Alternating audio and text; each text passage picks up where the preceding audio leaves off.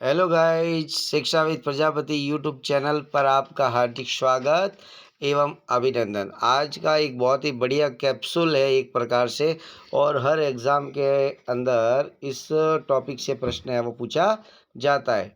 प्रश्न किस टाइप से पूछा जाता है मैं आपको बता देता हूँ कि एक साइड में आपको दुर्ग दे रखे होते हैं ना, और जो दुर्ग है वो किसी पहाड़ पर या पठार पर या नदियों के संगम पर बना हुआ होता है। तो इस वीडियो के माध्यम से हम पढ़ेंगे कि जितने भी आपके दुर्ग है ना, वो किने कोई न कोई नदी है उसके संगम पर बना हुआ है या उनके किनारे पर बना हुआ है। ये इम्पोर्टेंट प्रश्न होता है ना।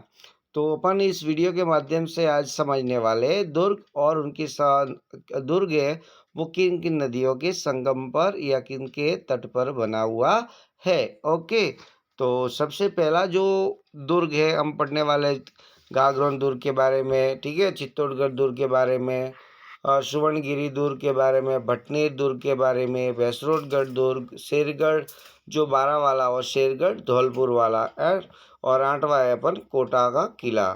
ये सब ऐसे जो किले हैं जो किसी न किसी नदियों के संगम पर बने हुए हैं, ठीक है। तो सबसे पहले बात करते हैं गागरोन दुर्ग। किसकी बात करते हैं अपन? गागरोन दुर्ग के बारे में। जो गागरोन दुर्ग है ना, ये जो आपके आहू और काली सिंध कौन सी नदी पर है आपको अच्छी तरह से समझा देता हूँ। जो गागरोन दुर्ग है जिसको जल दुर्ग भी कहा जाता है, ये किन नदियों के संगम पर बना है? तो आपको अच्छी तरह से याद रखना है आहू और काली सिंध। क्या रखना है? आहू और काली सिंध, ठीक है। आका याद रखना, आका आका गा आका मतलब गा से गागरोन, आ से आहू नदी और काली सिंध के काली सिंध और आहू नदी के संगम पर कौन सा दुर्ग है? गागरोन दुर्ग। क्लियर है ना? इंपॉर्टेंट फैक्ट है, याद रखना। दूसरा, चित्तौड़गढ़ जो दुर्ग है ये कौन सी नदियों के संगम पर बना है? तो चित्तौड़गढ़ का जो दुर्ग है वो गंभीरी और बेड़ज नदी के संगम पर स्थित है। ओके, तो पहला आपको याद हो गया होगा, गागरोन याद करिए जल्दी से, आहू और काली सिंध नदी के ऊपर, और चित्तौड़गढ़ गंभीरी और बेड़ज नदियों के तट पर बना हुआ है, ठीक है।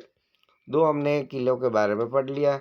तीसरा है सुवर्णगिरी। सुवर्णगिरी जो किला है और जो दुर्ग है वो सुगड़ी नदी के किनारे पर, किस नदी के किनारे पर है? सुगड़ी नदी, ठीक है। और उसके बाद चौथा अपन पढ़ लेते हैं भटनेर दुर्ग, ठीक है। भटनेर जो दुर्ग है वो घग्गर नदी के तट पर है, वो नदियों के संगम पर स्थित है। ओके, तो हमने कितने पढ़े? 4 हमने पढ़ लिए, ठीक है ना। अब 4 और पढ़ लेते हैं, ठीक है।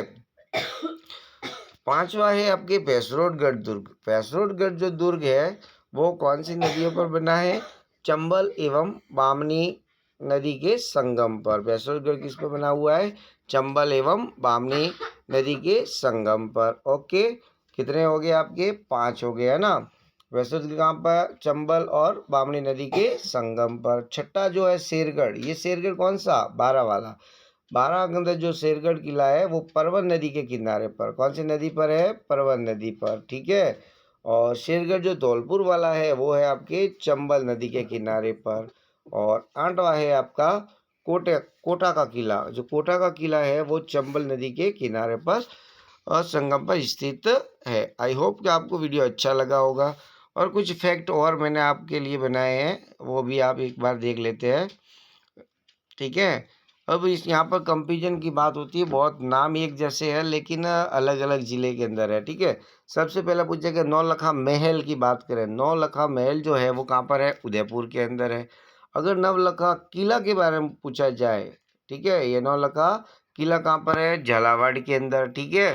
नवलखा झील के बारे में पूछा जाए तो बूंदी के अंदर, और नवलखा बावड़ी के बारे में पूछा जाए तो डूंगरपुर के अंदर, और नवलखा भंडार चित्तौड़गढ़ दुर्ग के अंदर, और नवलखा मंदिर या तीर्थ के बारे में पूछे तो पाली के अंदर। ओके, तो आपको वीडियो अगर अच्छा लगा है तो शिक्षाविद प्रजापति यूट्यूब चैनल को आपको सब्सक्राइब करना है।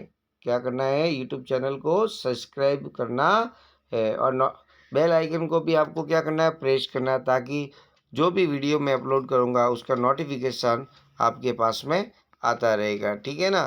तो आज के लिए इतना ही। वीडियो अगर अच्छा लगे तो लाइक शेयर और दोस्तों को सब्सक्राइब शेयर करें और सब्सक्राइब करना तो भूलना ही नहीं है। ठीक है, थैंक यू, जय हिंद, जय भारत।